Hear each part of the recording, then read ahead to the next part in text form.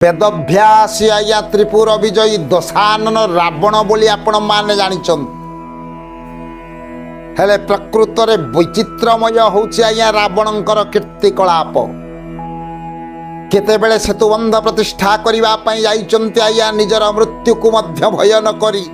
रामंकर सेतुबंध निर्माण बा प्रतिष्ठा करिबा पई आगे जाइचंती रावण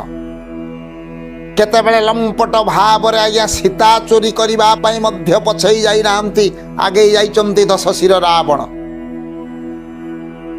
केतेबेले यज्ञ कर्म समापन करी प्रकृत रे जने ब्राह्मणर कर्तव्य को मध्य बजई रखिचंती दशशिर रावण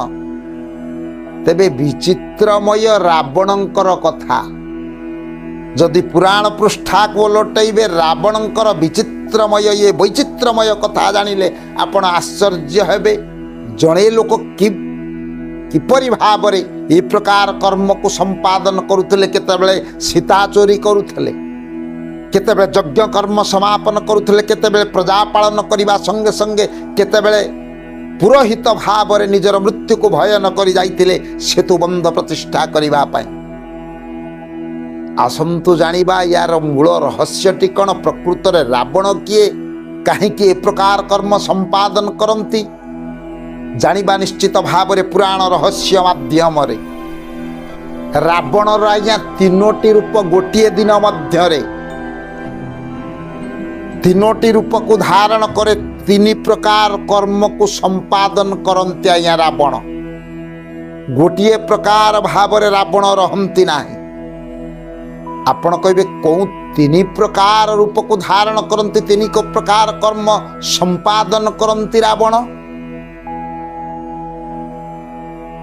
ना ब्रह्म मुहूर्त रवि अस्त जाए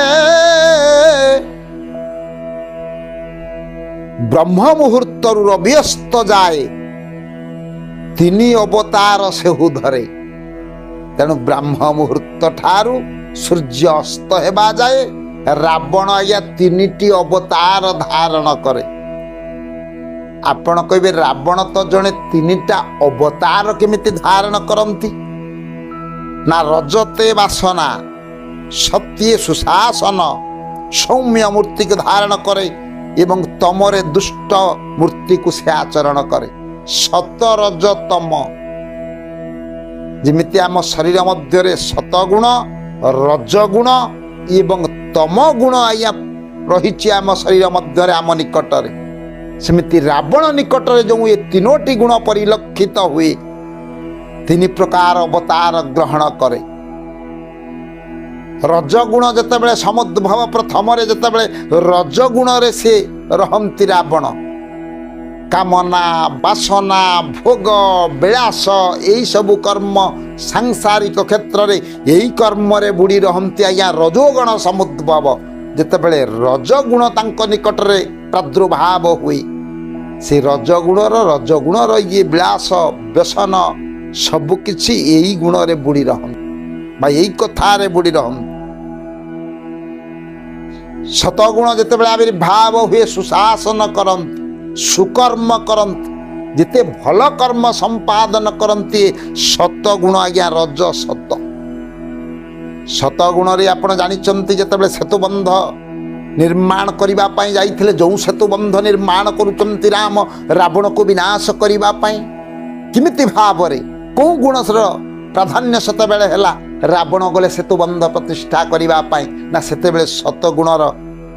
प्राधान्य होइथिला या सतगुण रे सुशासन से करंती एवं प्रकृत रे नियमित कर्म संपादन करंती से दिन पछैले ना गुलाई गरल के करे कबल व्याधि को करे आदर निज करे निज शिर छेदिबा को विवेक बळे कहार सतगुण रे आया प्रजा को सुशासन दवा संगे संगे जिते सुकर्म सबु भल कर्म सत्कर्म को संपादन करिबा पई द्वितीय पर्याय आगे जानते आज्ञा दशशिर रावण जाऊ जाऊ समय अतिक्रम करला परे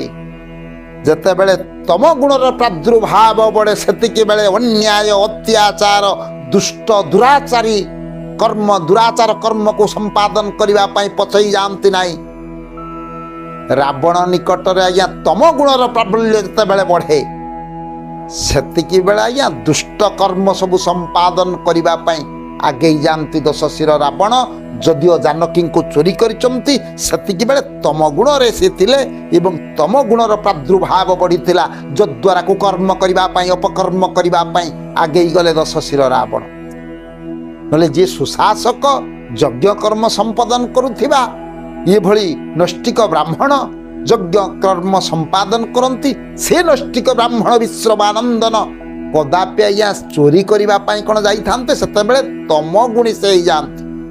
तम गुणर प्रादुर्भाव बढ़े से बेले आज्ञा सीता चोरी करने ठारू जिते अन्याय कर्म संपादन करने आगे जाते आज्ञा दशशिर रावण तेबे स्वल्प समय कथावस्तु रावणर गोटे दिन ये तीनोटी रूप परिप्रकाश हुए रजते वासना सत्य सुशासन सौम्य एवं तम गुण रे दुष्ट कर्म करने को आगे जानती दशशिर रावण गोटे दिन तीन प्रकार रूप धरी ये कर्म को संपादन करती तेणु स्वल्प समय कथावस्तु को विश्राम दौची परवर्ती अध्याय रे आउ गोटे सुंदर कथावस्तु नहीं आपण मान आगरे मु उपस्थापन करी हे सर्वे भवन्तु सुखिना सर्वे सन्तु निरामया सर्वे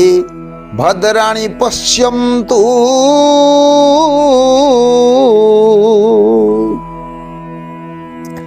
मा कश्चित् दुःख भाग भवे ओम शांति ओम शांति ओम शांति।